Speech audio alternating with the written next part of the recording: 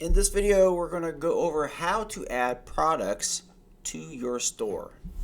So we're on our demo site here right now just to kind of show you with all the options. So now I'm going to flip over to the product database where you receive the username login to access. So from here, just to give you a little navigation, if you want to see some of the top sellers, you can always come over here. This will give you some options to choose some dates. Just kind of really, you can kind of play around here with, what's been selling. Of course, this is asked for top sellers on our demo, which we haven't had any, which you would want to start if you're just getting started. Come back here after you've had some sales running on your store. You can come here and see. This is where you're going to want to start with if this is a new store, because this is going to give you through all of our stores what are some of the best top sellers and things like that. So you can see that if an item's on your store already, you'll have the chance to remove it, but then you'll also be able to add an item to your store if it's on this list and it's not on your store. So pretty straightforward. So going back to the main page here, so you're going to have some options. Through the menu here, you can go by select this apparel. You can hit let's just say ladies polos, for example, and then you could break it down by brand as well.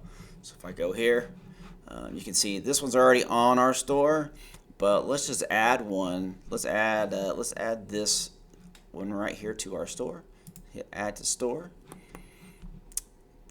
So what you will have here, and this is running really slow, image here, is you will be able to, you select the colors.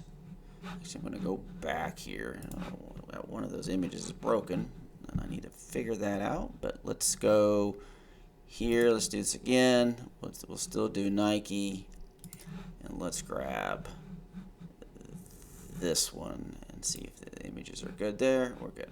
All right, so here you select the colors that you want to add to your store. So you may not want this navy as an option. You just want this royal and black as your two options, and then you would click add to store.